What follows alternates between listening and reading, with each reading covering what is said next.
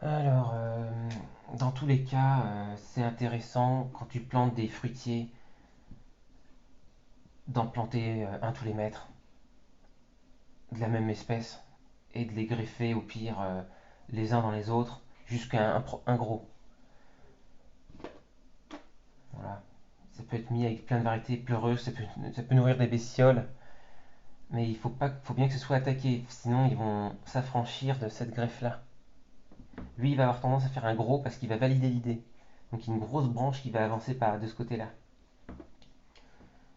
Euh, et ça, en fait, s'ils sont greffés les uns dans les autres, malgré les apparences, c'est invisible, mais ça continue de raciner, ça continue de grandir. Ça ira d'autant plus vite qu'on est un peu borderline sur sa propre liberté, son propre affranchissement, plus ou moins aidé par nous et surtout les animaux font le boulot. Couper les feuilles, ça le calme. Ou greffer une variété pleureuse, comme ça les animaux y ont accès, et c'est pas toi qui fais le boulot, voilà. Il coupe les feuilles, ça le calme, et à la fois il pousse assez ses racines. Voilà. Enfin, on cultive une espèce de souffrance proche du sol comme ça. C'est 1 heure à manger des feuilles, ça équivaut à 4 heures à manger de l'herbe. Il n'y a pas de parasites. Il y a 12 espèces qui peuvent retomber comme ça. Euh, il y aurait les noix de pécan, il y aurait certains fruitiers, mais en fait la plupart, en fait, dès qu'on fait cette greffe aérienne ou quand on passe par en haut, tout le monde peut, à part peut-être le noyer et encore. Euh, voilà, on peut faire ça.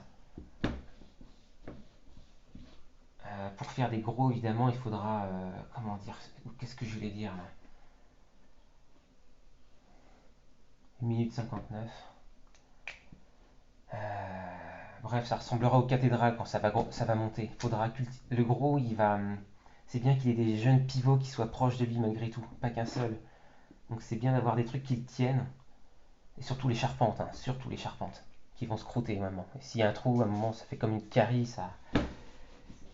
Si on peut pas réparer à temps, ce qui est pas possible, avec de la propolis ou un truc, un fongicide de dingue, ou des greffes très rapides pour reboucher. On peut faire des greffes comme ça aussi, autour d'une plaie, de haut en bas, et de droite à gauche aussi, à l'horizontale. Ça va pousser, ça va gonfler sur les côtés, le fait qu'il y ait de la végétation, et ça va participer beaucoup plus vite à son rebouchement. Mais tant qu'on faut pas emprisonner un champignon à l'intérieur, quoi.